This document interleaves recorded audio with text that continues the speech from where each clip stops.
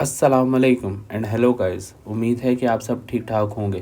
तो आज की वीडियो में हम करेंगे exercise number 1.4 chapter number 1 matrices and determinant of class 9th। तो शुरू करते हैं आज की एक्सरसाइज से। एक्सरसाइज 1.4 में तो एक्सरसाइज 1.4 शुरू करने से पहले हम इसके अंदर आने वाले जितने भी टॉपिक्स या जिस भी रिलेटेड क्वेश्चंस आएंगे उन टॉपिक्स को समझ लेते हैं। तो इसमें बेसिकली हम जिस चीज़ के बारे में ज़्यादातर बात करेंगे वो है हमारी मल्टीप्लिकेशन। मल्टीप्लिकेशन किसकी? मैट्रिसेस की। तो मैट्रिसेस आपस में किस तरह मल्टीप्लाई होते हैं सिंपल फॉर्म में तो हमने जाना, लेकिन एक मैट्रिक्स दूसरे मैट्रिक्स के साथ किस तरह मल्टीप्लाई होता है उसके लिए एक छोटी सी लिमिटेशन है। तो simple as it is multiply, जिस तरह हम मैथ्स में नॉर्मली करते हैं मल्टीप्लाई, उसी तरह मल्टीप्लाई ही होगा। लेकिन इसमें एक कंडीशन है। मल्टीप्लिकेशन मैट्रिसेस को आपस में मल्टीप्लाई करने की एक कंडीशन है, या इसको लिमिटेशन कह लें, वो ये है कि दो मैट्रिसेस तब मल्टीप्लाई हो सकते हैं या उस टाइम कंफर्टेबल हैं मल्टीप्लाई करने के लिए जिस टाइम पहले मैट्रिक्स की कॉलम्स जो हैं वो दूसरे मैट्रिक्स की रो के इक्वल हो। अदरवाइज अगर पहले मैट्रिक्स की कॉलम्स दूसरे मैट्रिक्स की रो से इक्वल नहीं होंगी तो वो मैट्रिसेस आपस में मल्टीप्लाई नहीं हो सकते। लेट्स सी, मैं आपको एक एग्जांपल से दिखा देता हूँ। बेसिकली अगर हम बुक वाली एग्जांपल भी फॉलो अप करें तो उसमें हमें दिए हुए है, फर्ज करें एक मैट्रिक्स ए है, वो है 1 2 3 और 0। और फर्ज करें एक मैट्रिक्स बी है जो हमारे पास है 4 and 1।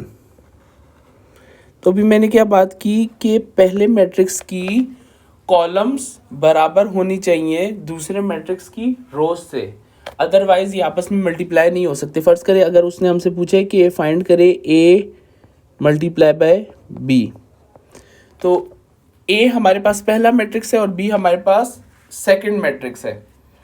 तो ए को अगर हम पहले लिखें तो हमारे पास क्या है 1 2 3 and 0, और बी को अगर हम इसके बाद में लिखें तो ये आ जाएगा 4 and 1। पहले मैट्रिक्स की हमने कॉलम्स देखनी थी, इसमें से हम क्या देखेंगे?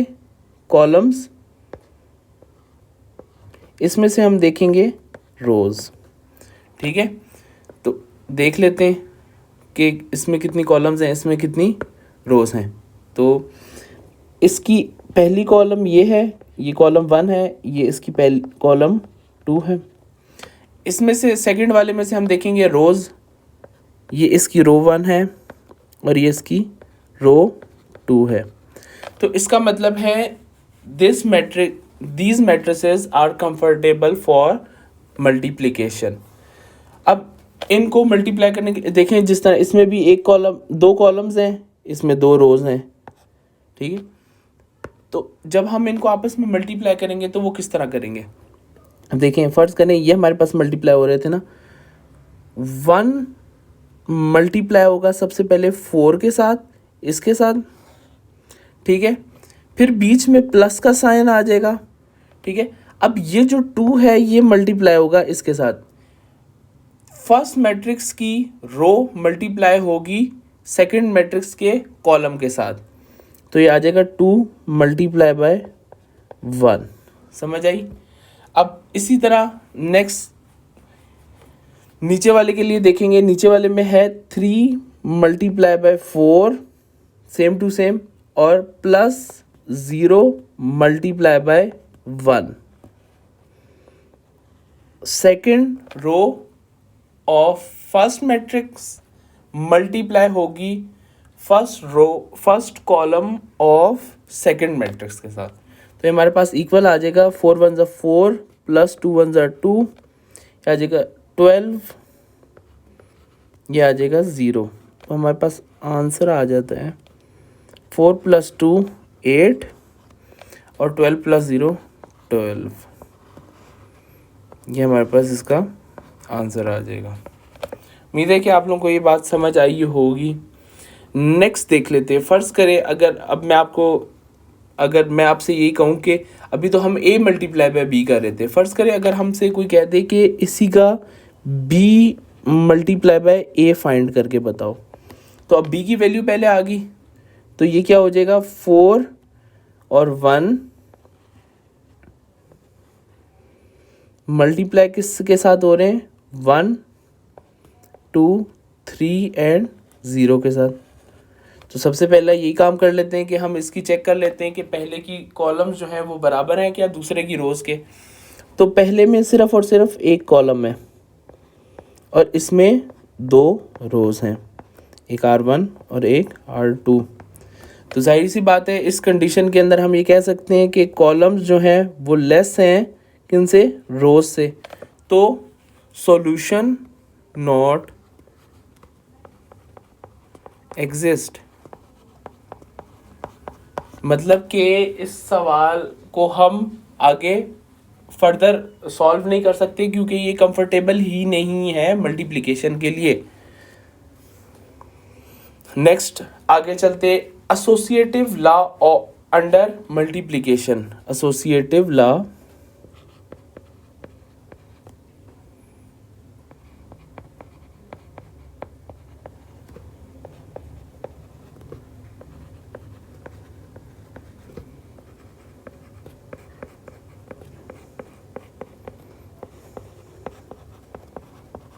अच्छा, एसोसिएटिव लॉ अंडर मल्टीप्लिकेशन ये बेसिकली हमें एक जनरल स्टेटमेंट दे देते हैं। वो कहते हैं कि अगर आपके पास ए मल्टीप्लाई हो रहा हो बी के साथ और ये टोटल वैल्यू मल्टीप्लाई हो रही हो सी के साथ, तो हमारे पास बाद में अगर हम इस साइड को मल्टीप्लाई करें, मतलब कि ए मल्टीप्लाई बी के साथ हो रहा है और जो वैल्यू आ रही है वो सी के साथ मल्टीप्लाई हो रही हो, और दूसरी साइड पे बी मल्टीप्लाई सी के साथ हो रही हो, जो वैल्यू आ रही हो वो ए के साथ मल्टीप्लाई हो रही हो, तो ये दोनों टर्म्स एक दूसरे के हमेशा इक्वल आती हैं। ये basically associative law under multiplication था।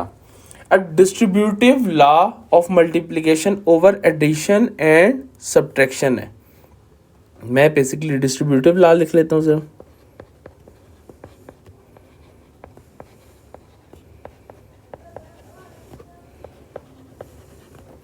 ठीक है, उसमें बेसिकली 2 टाइप्स की टर्म्स हैं हमारे पास। एक होती है लेफ्ट डिस्ट्रीब्यूटिव लॉ, एक होती है right distributive law. Left distributive law की बात कर लेते हैं अगर, तो डिस्ट्रीब्यूटिव लॉ की अगर हम बात करें तो वो कुछ इस तरह है कि उसमें वो कहता है कि अगर ए मल्टीप्लाई हो रहा हो आपका बी प्लस सी, तो ये इक्वल होगा ए बी प्लस ए सी के। ठीक है, और अगर हम राइट डिस्ट्रीब्यूटिव की बात करें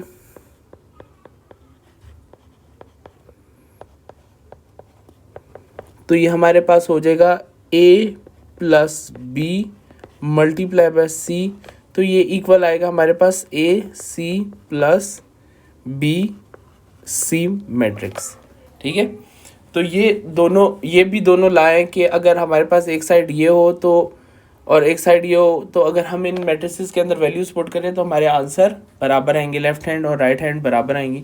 सेम टू सेम अगर इसमें वैल्यू पुट करें और इसमें वैल्यूज पुट करें मैट्रिसेस की, तो हमारी दोनों left hand and right hand side equal आएंगी। इनके प्रूफ्स भी लिखे हुए बेसिकली एग्जाम्पल्स के साथ बुक के अंदर, इनको एक दफ़ा देख लीजिएगा, उम्मीद है कि आप लोग को समझ आ जाएगी। इसके बाद आगे चलते, आगे आ जाती है आपकी commutative law of multiplication of matrices. Commutative law basically क्या होता है?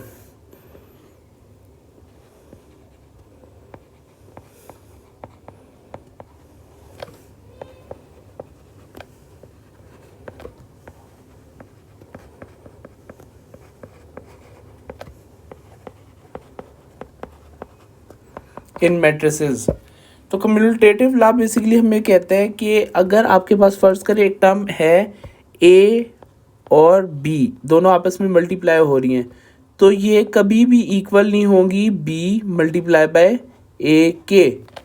ठीक है, ये कभी भी इक्वल नहीं होंगी, और ये सिर्फ और सिर्फ ये कंडीशन एग्जिस्ट करती है ओनली इन मैट्रिसेस।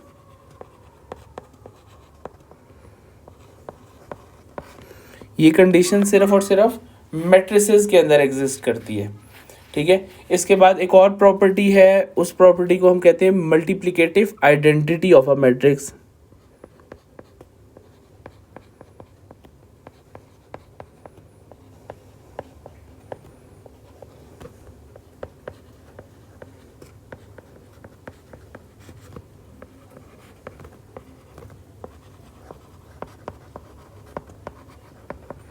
फर्ज करें, बेसिकली इसमें वो कहता है कि फर्ज करें ए, अगर आपके पास एक मैट्रिक्स है, ए जो है अगर फर्ज करें it is a matrix,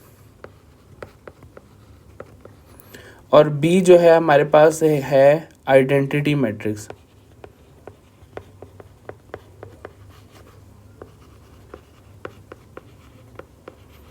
B है हमारे पास क्या, आइडेंटिटी मैट्रिक्स। तो इस हिसाब से वो कह सकता है कि आपका जो है वो जो स्टेटमेंट बनेगी वो होगी A multiply by B equal होगी ए, ये इक्वल होगी बी मल्टीप्लाई बाय ए के, जिसमें बी क्या है, ए आपका मैट्रिक्स है, बी आपका आइडेंटिटी मैट्रिक्स है, ए आपका मैट्रिक्स है, यहाँ पे बी जो है आपका आइडेंटिटी मैट्रिक्स है और ए जो है आपका मैट्रिक्स है। क्लियर है। तो इसमें भी अगर आप अपनी तरफ से कोई वैल्यूज पुट करके चेक करना चाहें तो कर सकते हैं, ऐसा कोई इशू नहीं है। आगे एक वेरिफिकेशन है, इसी तरह का सेम टू सेम सवाल हम एक्सरसाइज 1.4 का आखिरी पार्ट भी करेंगे इसी तरह का। तो स्टार्ट करते हैं एक्सरसाइज से। एक्सरसाइज 1.4। तो एक्सरसाइज 1.4 का वो कहता है कौन से ऐसे सवाल हैं जो कंफर्टेबल हैं। सवाल नंबर 1 की अगर हम बात करें तो उसमें हम हमसे सिर्फ ये पूछ रहे हैं कि कौन से ऐसे सवाल हैं जो कि मल्टीप्लिकेशन के लिए कंफर्टेबल हैं, मतलब जो आपस में मल्टीप्लाई हो सकते हैं। क्योंकि वही लिमिटेशन जो भी मैंने आप लोगों को थोड़ी देर पहले बताई कि पहले मैट्रिसेस की कॉलम इक्वल होने चाहिए दूसरे मैट्रिक्स की रोज से। अगर इक्वल नहीं है तो इसका मतलब मैट्रिसेस आपस में मल्टीप्लाई नहीं हो सकते। तो अगर हम पहले की बात करें तो पहले सवाल में उसने हमें क्या दिया हुआ है, 1 -1 0 और 2। इसके बाद दूसरा मैट्रिक्स इसमें क्या है, -2 एंड 3। तो अगर हम अब इसकी कॉलम्स, पहले की मैट्रिक्स की कॉलम्स देख लेते हैं। ये कॉलम 1 आ गई, ये कॉलम 2 आ गई। इसकी रोज देखनी है, इसकी रो 1 आ गई, इसकी रो 2 आ गई। तो मतलब 2 कॉलम्स हैं और इक्वल हैं 2 रोज के। तो इसमें मल्टीप्लिकेशन पॉसिबल है। क्लियर है। क्वेश्चन नंबर 2 की तरफ चलते हैं इसी के। वो है 1 -1 0 1 एंड 0। इसी का नेक्स्ट पार्ट 2 -1 1 एंड 3।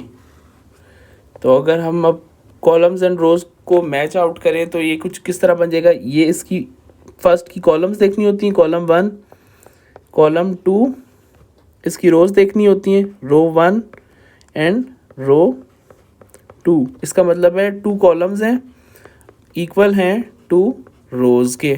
तो इसका मतलब ये भी पॉसिबल है। अगले क्वेश्चन की तरफ चलते हैं। अगला क्वेश्चन है हमारे पास 1 -1, इसके बाद 0 1 -1 0 1 -1 एंड 2।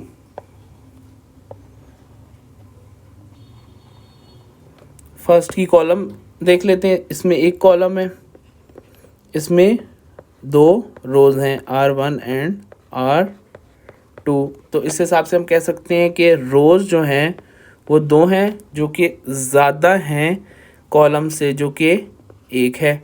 तो इसका मतलब ये है नॉट पॉसिबल। नेक्स्ट चलते हैं।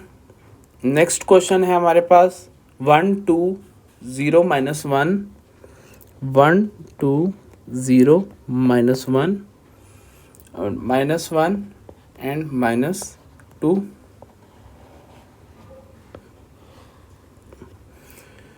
1 0 -1, 1 0 -1, 0 1 एंड 2।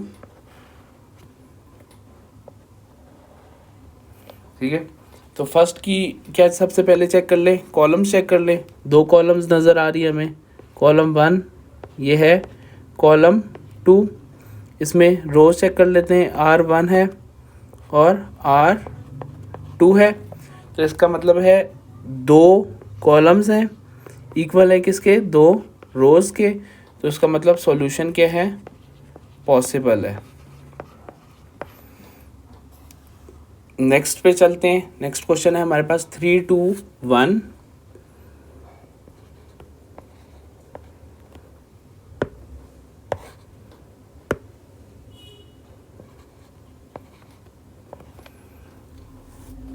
ज़ीरो वन और -1, 0 1 और -1,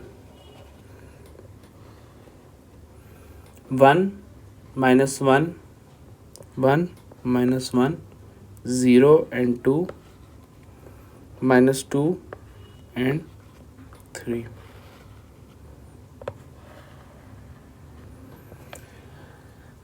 अच्छा, कॉलम्स काउंट कर लेते हैं। फर्स्ट में सबसे पहले इसमें पहली कॉलम, दूसरी कॉलम, तीसरी कॉलम, पहली रो, दूसरी रो और तीसरी रो। तो 3 कॉलम्स हैं, इक्वल हैं 3 रोज़ के। तो इसका मतलब सॉल्यूशन पॉसिबल है, मतलब मल्टीप्लिकेशन पॉसिबल है। अच्छा, तो ये था आपका पहला सवाल। उम्मीद है कि इसके सारे पार्ट समझ आए होंगे। क्वेश्चन नंबर 2 की बात करते हैं। क्वेश्चन नंबर 2 में हमारे पास क्या है, वो कहते हैं कि फ़र्ज़ करें एक मैट्रिक्स A जिसकी वैल्यू गिवन है और B जिसकी वैल्यू गिवन है। तो फाइंड हमने करना है इसके पहले पार्ट में कि फाइंड करें A मल्टीप्लाई बाय B। तो सिंपल है, A की जगह A की वैल्यू डाल देते हैं और B की जगह B की वैल्यू डाल देते हैं। तो A की जगह A की वैल्यू लिखते हैं। तो A की वैल्यू है 3 0 -1 एंड 3 0 -1 एंड 2। और B की जगह B की वैल्यू लिख देते हैं। तो ये है 6 और 5, 6 एंड 5। सबसे पहले कंडीशन चेक कर लेते हैं कॉलम्स वाली। ये इसकी कॉलम्स हैं, कॉलम 1, कॉलम 2, रो 1 और रो 2, मतलब 2 कॉलम्स हैं, 2 रोज हैं, सॉल्यूशन पॉसिबल है। तो मल्टीप्लाई कर देते हैं, 3 multiply by 6 plus 0 multiply bye 5, उसके बाद -1 multiply by 6 plus 2 multiply bye 5, यह आ जाएगा 18 प्लस 0 -6 प्लस 10। तो ये इक्वल आ जाएगा 18 और 4। ये इस क्वेश्चन का आंसर है। इसी के नेक्स्ट पार्ट की तरफ जाते हैं। वो कहता है फाइंड करें B multiply by A if possible. Check कर लेते हैं। सबसे पहले अब हम B की वैल्यू लिखेंगे। तो B की वैल्यू है हमारे पास 6 और 5।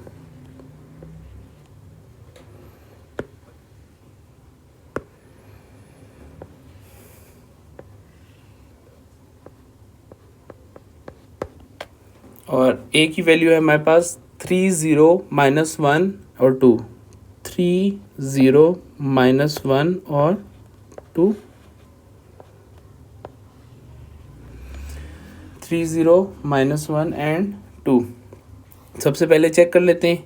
इसमें एक कॉलम है आपकी, इसमें 2 रोज़ हैं, रो 1 एंड रो 2।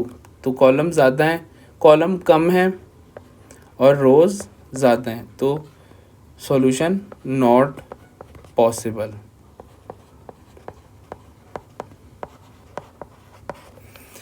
नेक्स्ट की तरफ चलते हैं। उम्मीद है कि आप लोग को क्वेश्चन नंबर 2 समझ आया होगा। क्वेश्चन नंबर 2 के बाद आ जाता है आप लोगों का क्वेश्चन नंबर 3। क्वेश्चन नंबर 3 में सिंपल हमने जो है ना वो प्रोडक्ट फाइंड करते जाना है। क्वेश्चन नंबर 3 का पहला पार्ट है आपके पास 1, 2 और 4 और 0। जब इनको आपस में मल्टीप्लाई करेंगे, पहले तो सबसे पहले ये चेक कर लेते हैं इसके अंदर एक कॉलम ये है, एक कॉलम ये है, एक रो ये है और एक रो ये है। तो इसका मतलब है कॉलम्स बराबर हैं रोज़ के, तो सॉल्यूशन पॉसिबल है। अब क्या होगा 1 multiply by 4 plus 1 multiply by 4 plus 2 multiply by 0 हो जाएगा ये। तो ये आ जाएगा हमारे पास 4 प्लस 0, तो ये आ जाएगा हमारे पास 4 इसका आंसर। नेक्स्ट क्वेश्चन की तरफ चलते हैं। 1, 2, 5, 1, 2, 5 और -4। सेम टू सेम है सवाल की शेप, तो हमें पता है कि मल्टीप्लाई के लिए कंफर्टेबल है क्वेश्चन, तो स्ट्रेट मल्टीप्लाई करते हैं। 1 मल्टीप्लाई बाय 5 हो जाएगा प्लस 2 मल्टीप्लाई बाय -4 होगा। तो हमारे पास ये क्या आ जाएगा 5 -2 4 8, ये हमारे पास आ जाएगा -3 आंसर।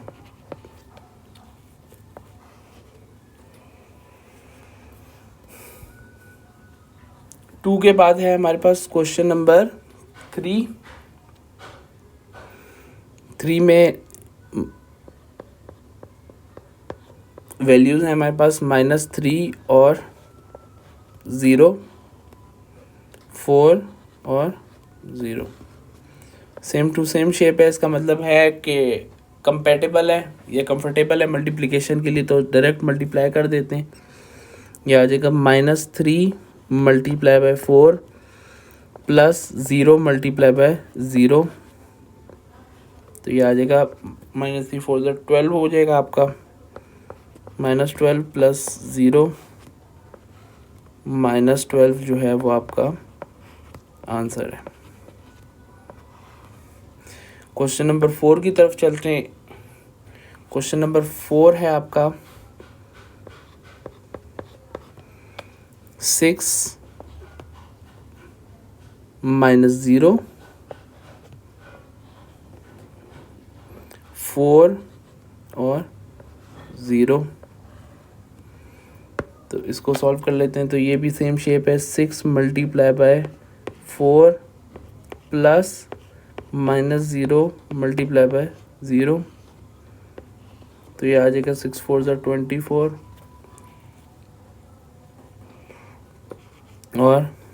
-0 आंसर है हमारे पास 24। हमारा क्वेश्चन नंबर 4 था। क्वेश्चन नंबर 5 पे चलते हैं। क्वेश्चन नंबर 5 है हमारे पास 1 2 -3 0 2 -3 एंड 0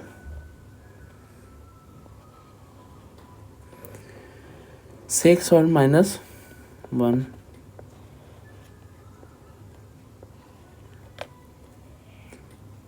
और 4 5 0 4 5 0 और -4।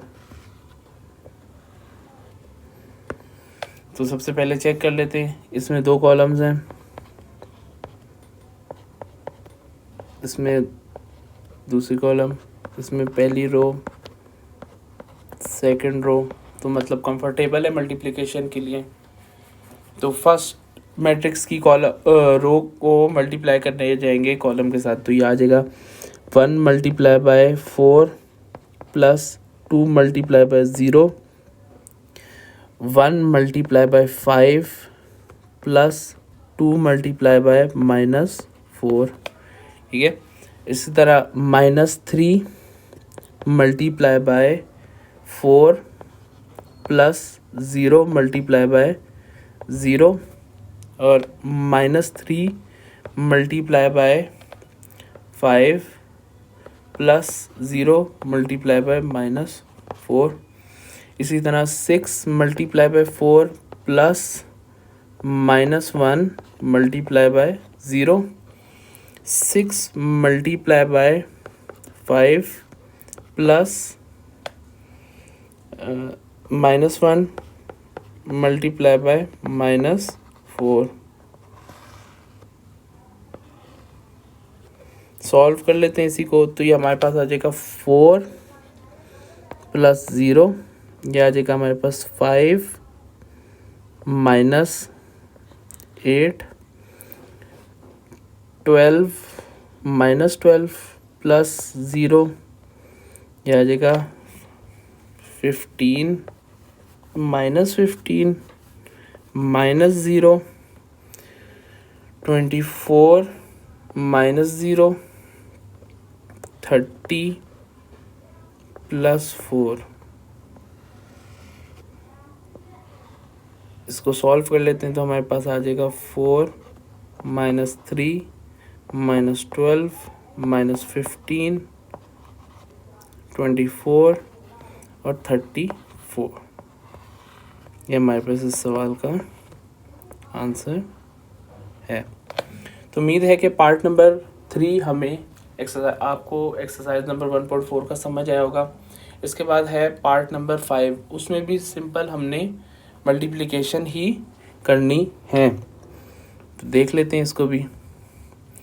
पार्ट नंबर 4 क्वेश्चन नंबर 4 में उसका पहला सवाल है 2 3 1 1 2 3 1 1 0 -2।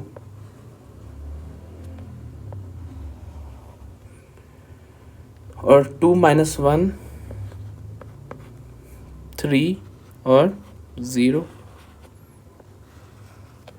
चेक कर लेते हैं, कंफर्टेबल है। मल्टीप्लिकेशन के लिए 2 कॉलम्स हैं, column number 1 column number 2, row number 1 row number 2, मतलब मल्टीप्लिकेशन के लिए कंफर्टेबल हैं। तो क्या कर लेते हैं, 2 multiply by 2 plus 3 multiply by 3, same to same 1 multiply by 2 plus 1 multiply by 3, 0 multiply by 2 plus -2 multiply by 3।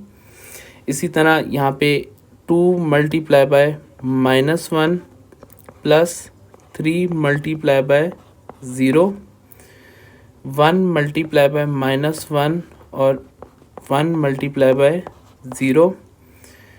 इसी तरह 0 multiply by -1 plus -2 multiply by 0। ये हमने पूरी टर्म लिख ली मल्टीप्लिकेशन की।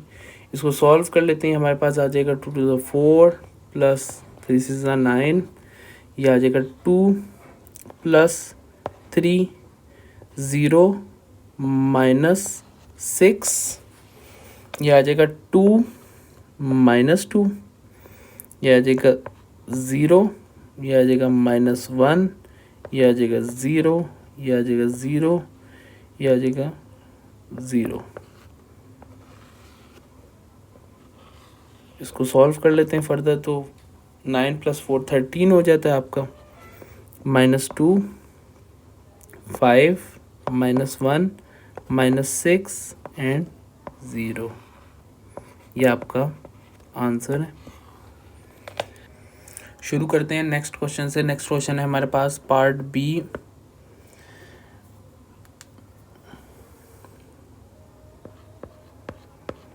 Of question number 4। वो है 1 2 3 4 5 एंड 6, और 1 2 3 4 1 2 3 4 और -1 और 1। सबसे पहले चेक कर लेते हैं, इसकी 3 कॉलम्स हैं, 3 रोज़ हैं। मतलब कंफर्टेबल है मल्टीप्लिकेशन के लिए, तो सेम टू सेम काम करते हैं। अब देखें, ये करेंगे हम इस तरह, 1 multiply by 1 plus 2 multiply by 3 plus 3 multiply by -1, ठीक है। इसी तरह 1 multiply by 2 plus 2 multiply by 4 plus 3 multiply by 1, ठीक है। Next 4 multiply by 1 plus 5 multiply by 2 plus 6 multiply bye, एक सेकेंड, 4 5, मैंने यहाँ पे एक मिस्टेक की है। 4 मल्टीप्लाई बाय 1 हो गया, 5 मल्टीप्लाई बाय 3 होगा, 5 multiply by 3 plus 6 multiply by -1, same to same 4 multiply by 2 plus 5 multiply by 4 plus 6 multiply by 1। Next इसको सॉल्व कर लेते हैं, तो ये हमारे पास कुछ आ जाएगा 1 प्लस 6 माइनस 3, यह आ जाएगा हमारे पास 4 प्लस 15 माइनस 6, यह आ जाएगा 2, 8 और 3, 8 प्लस 20 प्लस 6। फर्दर सॉल्व करते हैं, 6 प्लस 1 7 हो गया, 7 में से 3 गया तो 4 आ गया, 15 प्लस 4 19 हो गया, 19 में से 6 माइनस किए तो हमारे पास 13 बच गया। ये हमारे पास 8 प्लस 2 10, 10 प्लस 3 13 हो गए। हमारे पास आ गया 28 34, ये हमारे पास इसका आंसर है। Next question, part number C की तरफ चलते हैं।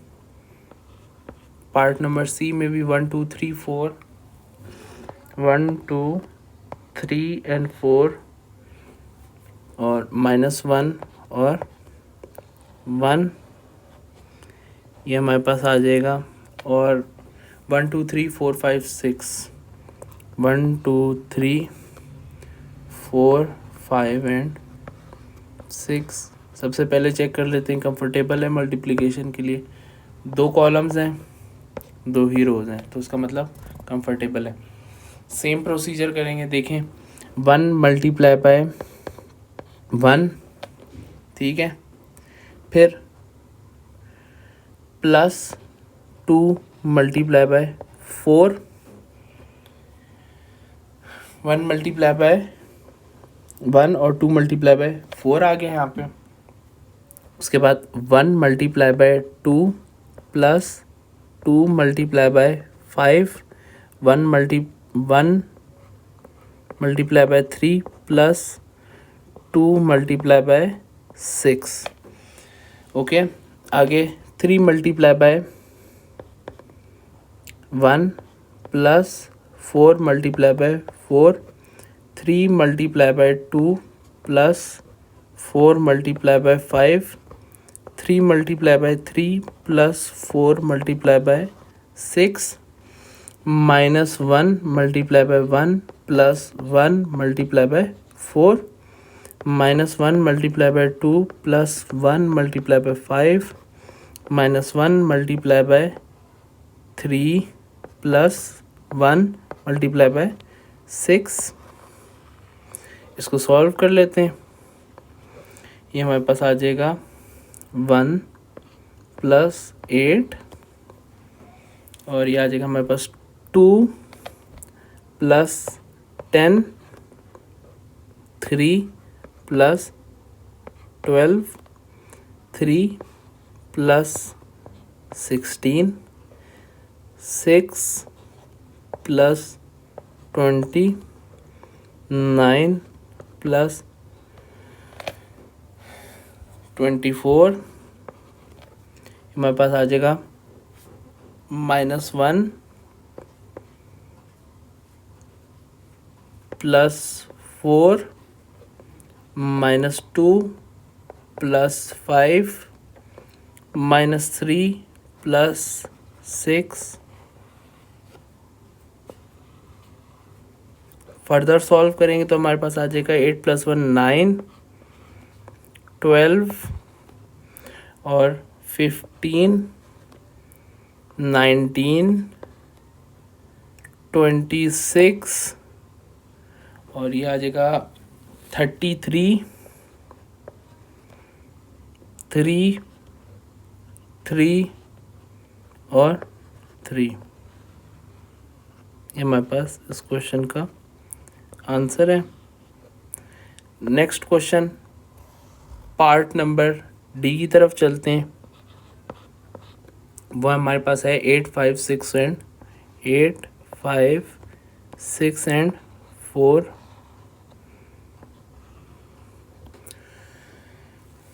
2 -5/2 -4 और 4।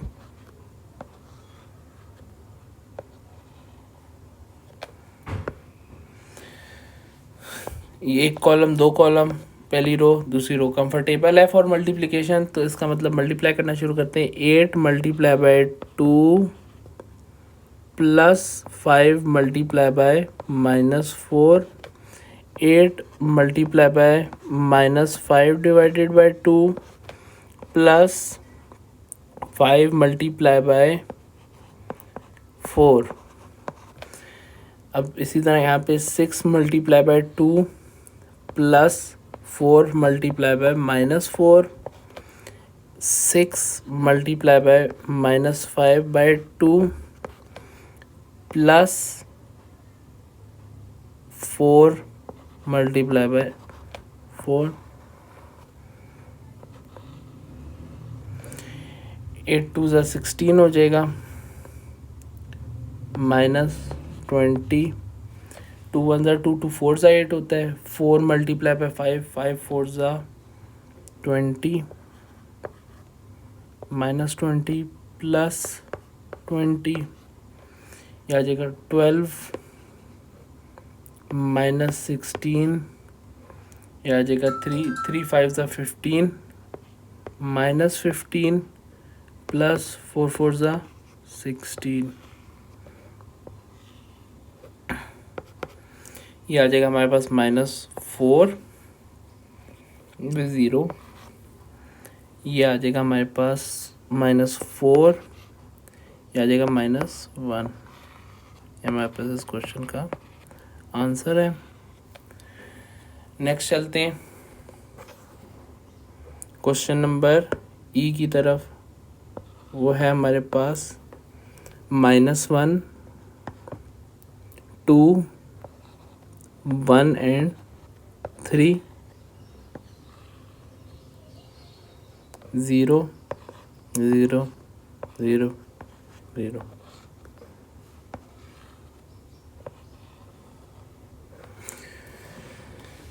तो मल्टीप्लाई कर लेते हैं। कंफर्टेबल तो हमें है पता है, दो स्क्वायर मैट्रिक्स सेम ऑर्डर के आपस में मल्टीप्लाई हो रहे हैं, तो इसका मतलब कंफर्टेबल है आपस में मल्टीप्लाई होने के लिए। तो अब सबसे पहले मल्टीप्लाई करेंगे तो हमारे पास क्या आ जाएगा, -1 0 + 2 × 0 -1 × 0 + 2 × 0 1 × 0 + 3 × 0 1 × 0 + 3 × 0।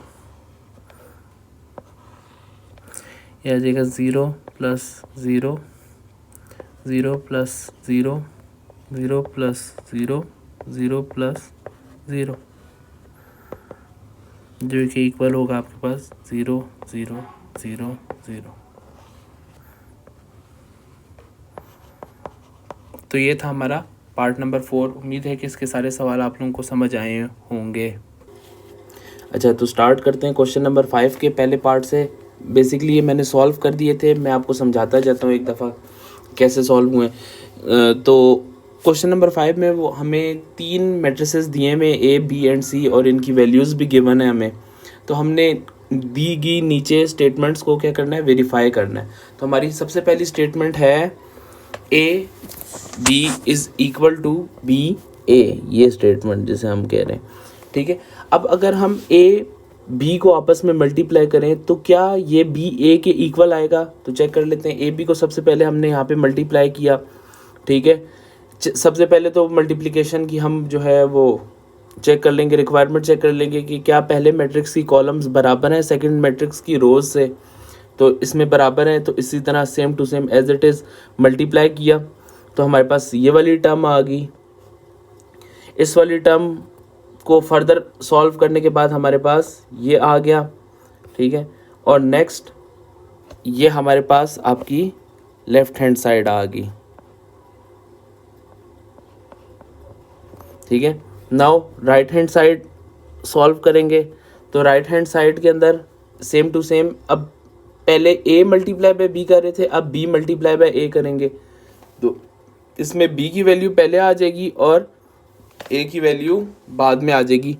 तो चेक कर लेते हैं, ये इसकी कॉलम 1 थी, ये इसकी कॉलम 2 है, ये इसकी रो 1 है, ये इसकी रो 2 है। तो इस हिसाब से हम कह सकते हैं 2 कॉलम्स हैं, इक्वल हैं 2 रोज़ के, तो ये कंफर्टेबल है फॉर मल्टीप्लिकेशन। तो मल्टीप्लाई करेंगे स्टेप पे, इसकी फर्स्ट की रो को कॉलम के साथ एज इट इज़, ये इसके साथ, फिर ये अगेन इसके साथ, ये इसके साथ, तो ये 4 मैट्रिसेस बनेंगे। इसी तरह इनको फर्दर सॉल्व करेंगे तो ये आ जाएगा। तो हमारे पास बेसिकली राइट हैंड साइड की वैल्यू आती है ये। अगर हम इनको कंपेयर करें लेफ्ट हैंड के साथ तो वो है -10, -17, 2 एंड 4, और राइट हैंड साइड है हमारे पास 3, 3, -7 और -9। तो इस हिसाब से हमें ये पता चल जाता है कि a multiply by b is not equal to b multiply by a in matrices. इसे कहते हैं कम्यूटेटिव प्रॉपर्टी ऑफ मल्टीप्लिकेशन, ठीक है। ये बेसिकली इसकी स्टेटमेंट है, ये हमने इस एक्सरसाइज के स्टार्टिंग में पढ़ी भी थी। नेक्स्ट क्वेश्चन पे आ जाएं। नेक्स्ट स्टेटमेंट है हमारी basically a multiply by b multiply bye c। तो इसमें सबसे पहले लेफ्ट हैंड साइड के लिए हम क्या करेंगे, b मल्टीप्लाई बाय c करेंगे। b को मल्टीप्लाई बाय c कर दिया तो ये c1 थी आपकी कॉलम 1, कॉलम 2, ये है आपकी रो 1, ये है आपकी रो 2। इनको मल्टीप्लाई कर देंगे तो हमारे पास मल्टीप्लाई करके ये वैल्यूज़ आ जाएंगी। बेसिकली मल्टीप्लाई करके ये आ गया, फर्दर सॉल्व करके ये आ गया, और ये हमारे पास आ गई इसकी b मल्टीप्लाई बाय c की वैल्यू। ये हमारी वैल्यू है b मल्टीप्लाई बाय c की वैल्यू, या इसको हम b c भी लिख सकते हैं। अब b c की वैल्यू के साथ हमने क्या कर दिया, a को मल्टीप्लाई कर दिया, ठीक है। तो जब हम इसको मल्टीप्लाई करेंगे तो अब इस वाली वैल्यू के साथ हम a की वैल्यू को मल्टीप्लाई करें तो सेम टू सेम वही रो कॉलम चेक कर लेंगे। ये इसकी कॉलम 1 है, ये इसकी कॉलम 2 है, ये इसकी रो 1 है, ये इसकी रो 2 है। तो जैसे इसको मल्टीप्लाई करेंगे ये आ जाएगा हमारे पास, और इसको फर्दर सॉल्व करने के बाद ये वैल्यू आ जाएगी हमारे पास। तो ये साइड जो है ये हमारी बेसिकली लेफ्ट हैंड साइड है। उम्मीद है कि यहाँ तक आप लोगों को क्लियर होगा। आगे इसी क्वेश्चन की राइट हैंड साइड हम फाइंड करेंगे। राइट हैंड साइड जब हमने सॉल्व करनी है तो बेसिकली उसने राइट हैंड साइड में हमें कहा है a multiply by b multiply bye c करना है। तो अब हम पहले a मल्टीप्लाई बाय b करेंगे। तो a मल्टीप्लाई बाय b चूँकि हमने पहले भी पिछले सवाल में किया था तो ये मैंने डायरेक्ट लिख दिया आप लोगों को, फ्रॉम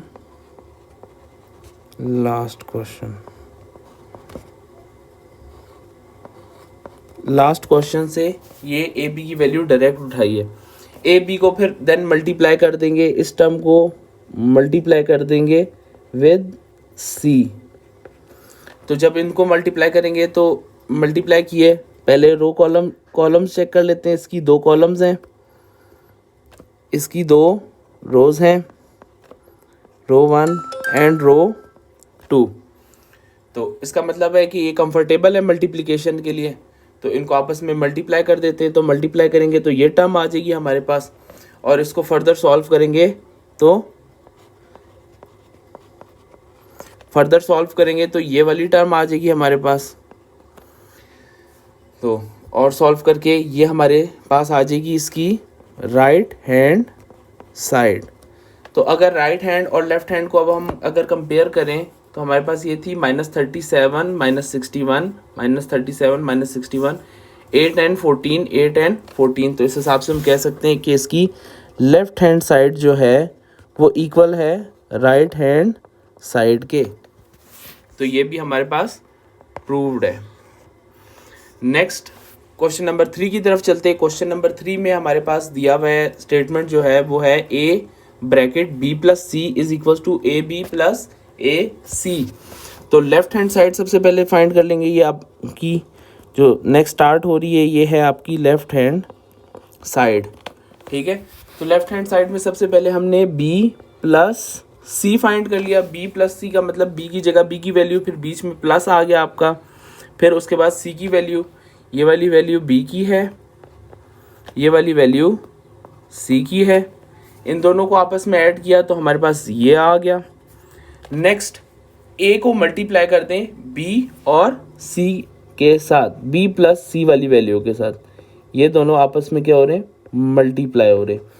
तो जब इन दोनों टर्म्स को आपस में मल्टीप्लाई किया तो ये चेक कर लिया कि ये दोनों इक्वेशनें, ये दोनों मैट्रिसेस एक दूसरे के साथ मल्टीप्लाई होने के लिए कंपैटिबल हैं कि नहीं है। तो ये कॉलम 1, ये कॉलम 2, ये रो 1 एंड ये रो 2 आ गई आपकी। तो उम्मीद है यहाँ तक आप लोगों को क्लियर होगा। आगे फिर हमने वही मल्टीप्लिकेशन की अगेन। मल्टीप्लिकेशन के बाद फर्दर सॉल्व किया इसको। सॉल्व करने के बाद हमारे पास जो आपका आंसर आ गया, या मीन्स टू से आपकी लेफ्ट हैंड साइड आ गई, ये है वो। अब लेफ्ट हैंड साइड आ गई आपके पास -9 6 एंड 6। सेम टू सेम अब राइट हैंड साइड कैलकुलेट करेंगे। तो राइट हैंड साइड में सबसे पहले उन्होंने हमसे कहा है कि ए बी की वैल्यू होनी चाहिए। ए बी की वैल्यू प्रीवियस क्वेश्चन से पिक की है,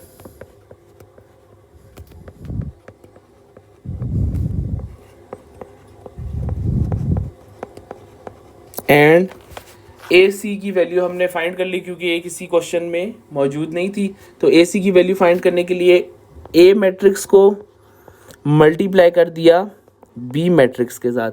तो जब मल्टीप्लाई करेंगे तो सबसे पहले इसकी कॉलम्स चेक कर लेंगे। इसमें 2 कॉलम्स हैं और 2 रोज हैं। तो इनको आपस में मल्टीप्लाई किया तो ये आ गया, फर्दर सॉल्व किया तो ये आ गया, और ये आपके पास आ गई ए सी की वैल्यू। ये वाली वैल्यू आपकी ए सी की वैल्यू है, ये वाली। नेक्स्ट उसने हमसे सवाल ये पूछा हुआ है कि ए बी प्लस ए सी करो, ए बी एंड ए सी कर दो। तो हमने ए बी की वैल्यू और ए सी की वैल्यू को आपस में क्या कर दिया, ऐड कर दिया हमने बेसिकली, ठीक है। तो ऐड जब हम इसको करेंगे तो हमारे पास बेसिकली ये आ जाएगा। अब ये आपकी है राइट हैंड साइड। चेक कर लेंगे एक दफ़ा कि लेफ्ट हैंड और राइट हैंड आपस में बराबर है। -9 6 एंड 6, -9 6 एंड 6। तो इस हिसाब से हम कह सकते हैं आपकी लेफ्ट हैंड साइड इक्वल है राइट हैंड साइड के, और ये इक्वेशन आपकी प्रूव्ड है।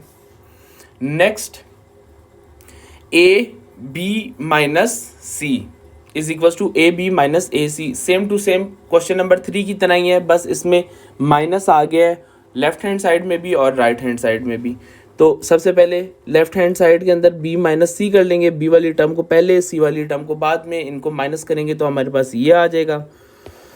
जब माइनस कर लिया तो b माइनस सी वाली वैल्यू को a वाली वैल्यू के साथ, a वाली वैल्यू के साथ हम क्या कर देंगे, मल्टीप्लाई कर देंगे। तो जब हम इसको मल्टीप्लाई करेंगे तो सबसे पहले वही कंपैटिबिलिटी चेक कर लेंगे इसकी कॉलम 1, कॉलम 2, रो 1 एंड रो 2 ये है आपकी। तो जब इनको आपस में मल्टीप्लाई करेंगे तो ये आ जाएगा और फर्दर सॉल्व करेंगे तो ये वाली वैल्यू आ जाएगी हमारे पास। तो ये हमारी आ गई left hand side. Next right hand side में same to same A B की वैल्यू हमने प्रीवियस से पिक की है और ए सी की वैल्यू भी हमने प्रीवियस क्वेश्चन से पिक की है।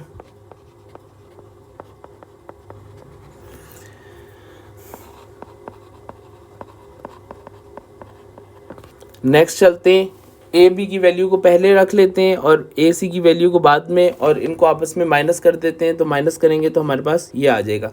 नाउ चेक कर लेते हैं, ये हमारी बेसिकली राइट हैंड साइड है। अब हमारे पास लेफ्ट हैंड साइड आई थी -11, -25, -2 एंड 2, -11, -25, -2 एंड 2। तो इस हिसाब से हम कह सकते हैं कि हमारी लेफ्ट हैंड साइड जो है वो इक्वल है राइट हैंड साइड के। तो उम्मीद है कि आप लोगों को क्वेश्चन नंबर 5 का कोई भी पार्ट में किसी किस्म की कोई कंफ्यूजन नहीं होगी। इन केस अगर हो तो आप लोग कमेंट सेक्शन में पूछ सकते हैं। नेक्स्ट क्वेश्चन की तरफ चलते हैं। नेक्स्ट क्वेश्चन है क्वेश्चन नंबर 6। क्वेश्चन नंबर 6 में भी इसी तरह आपको 3 मैट्रिसेस दिए हुए ए बी एंड सी और वेरीफाई करनी है नीचे दी गई हुई 2 स्टेटमेंट्स।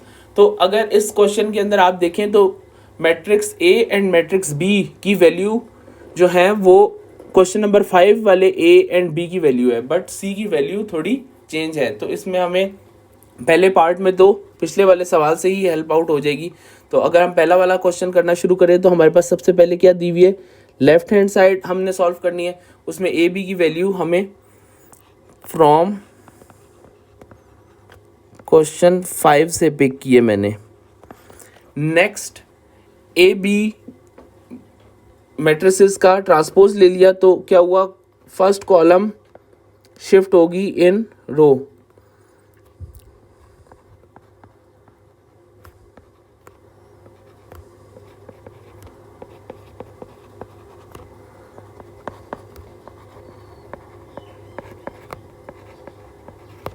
ट्रांसपोज के अंदर हमने कॉलम को रो में शिफ्ट कर दिया, ठीक है। इसी तरह सेकंड के लिए भी यही किया। और अब राइट हैंड साइड में हमने बी का लेदर ट्रांसपोज ले लिया, मतलब कि कॉलम 2 रो कर दिया शिफ्ट, ठीक है। या ऑपोजिट भी देख सकते हैं आप इसको, रो 2 कॉलम शिफ्ट कर दिया, ठीक है। नेक्स्ट ए के ट्रांसपोज लिया और बी के ट्रांसपोज और ए के ट्रांसपोज को आपस में मल्टीप्लाई कर दिया। तो जब मल्टीप्लाई करेंगे तो सबसे पहले ये चेक कर लेते हैं कि इसमें कितनी कॉलम्स हैं। इसमें 2 कॉलम्स हैं, इसमें 2 रोज हैं। तो इनको आपस में मल्टीप्लाई कर लेंगे क्योंकि 2 कॉलम्स और 2 रोज आपस में इक्वल हैं। तो ये मल्टीप्लाई करेंगे तो ये आ जाएगा और जब इसको फर्दर सॉल्व करेंगे तो हमारे पास ये आ जाएगा। अब ये हमारी आ गई, ये हमारी आई थी लेफ्ट हैंड साइड, ये हमारी आई है राइट हैंड साइड। तो इनको कंपेयर कर लेते हैं। हमारे पास क्या है, -10, 2, -17 और 4। तो इसके हिसाब से हम कह सकते हैं कि हमारी लेफ्ट हैंड साइड जो है इक्वल है राइट हैंड साइड के। तो ये सवाल भी प्रूव है आपका। नेक्स्ट लास्ट क्वेश्चन की तरफ चलते हैं। क्वेश्चन नंबर 2 है बेसिकली ये आपका। तो क्वेश्चन नंबर 2 में बेसिकली हमें same to same B multiply by C करना है, फिर इसका ट्रांसपोज लेना है। तो सबसे पहले हमने बी मल्टीप्लाई बाय सी किया, ठीक है। तो जब हम मल्टीप्लाई करेंगे तो इसमें 2 कॉलम्स हैं, यहाँ पे हम देख सकते हैं। ये कॉलम 1 है, कॉलम 2 है, रो 1 है, रो 2 है। तो ये आपस में मल्टीप्लाई हो सकते हैं। तो जब हमने मल्टीप्लाई किया तो हमारे पास ये आ गया। फर्दर इसको अगर सॉल्व करें तो हमारे पास ये वैल्यू आ जाएगी और ये हमारे पास आ जाएगा b मल्टीप्लाई बाय सी की वैल्यू, ठीक है। अब b मल्टीप्लाई बाय सी की वैल्यू का ट्रांसपोज लिया तो या तो कॉलम 2 रो शिफ्ट कर दें या रो 2 कॉलम शिफ्ट कर दें, या आपकी मर्ज़ी है। ट्रांसपोज बेसिकली जो है इसी को कहते हैं। तो इसको करने के बाद तो हमारे पास ये आ जाएगी, ये बेसिकली ये फुल वैल्यू जो है ये आपकी लेफ्ट हैंड साइड है। Next right hand side calculate करेंगे। राइट हैंड साइड में पहले सी की वैल्यू का ट्रांसपोज, फिर बी की वैल्यू का ट्रांसपोज, ठीक है। Same to same column to row या रो टू कॉलम शिफ्ट करेंगे। सी की वैल्यू के लिए भी ट्रांसपोज की एंड बी की वैल्यू के ट्रांसपोज के लिए, और जो इनका ट्रांसपोज आएगा ट्रांसपोज वाली वैल्यूज़ को आपस में मल्टीप्लाई कर देंगे। तो मल्टीप्लाई करने के लिए चेक कर लेते हैं, इसकी कॉलम 1, इसमें 2 कॉलम्स आ गई, इसमें 2 रोज आ गई, तो इसका मतलब ये आपस में कंपैटिबल है मल्टीप्लाई होने के लिए। मल्टीप्लाई किया तो हमारे पास ये टर्म आ गई, और फर्दर सॉल्व किया तो हमारे पास ये टर्म आ गई। तो ये हमारे पास आ जाएगी इसकी राइट हैंड साइड। कंपेयर कर लेते हैं left hand and right hand को। तो हमारे पास लेफ्ट हैंड आई थी 4 - 9 - 12 एंड 27। तो इसका मतलब है हम कह सकते हैं कि ये लेफ्ट हैंड साइड इसकी इक्वल है राइट हैंड साइड के। तो ये भी स्टेटमेंट आपकी प्रूव्ड है। तो ये था हमारा लास्ट क्वेश्चन। उम्मीद है कि आप लोगों को इस एक्सरसाइज में कोई प्रॉब्लम नहीं होगी। इन केस अगर कोई प्रॉब्लम हो तो आप कमेंट सेक्शन में पूछ सकते हैं। आज के लिए इतना ही, मिलते हैं नेक्स्ट वीडियो में। अल्लाह हाफिज़।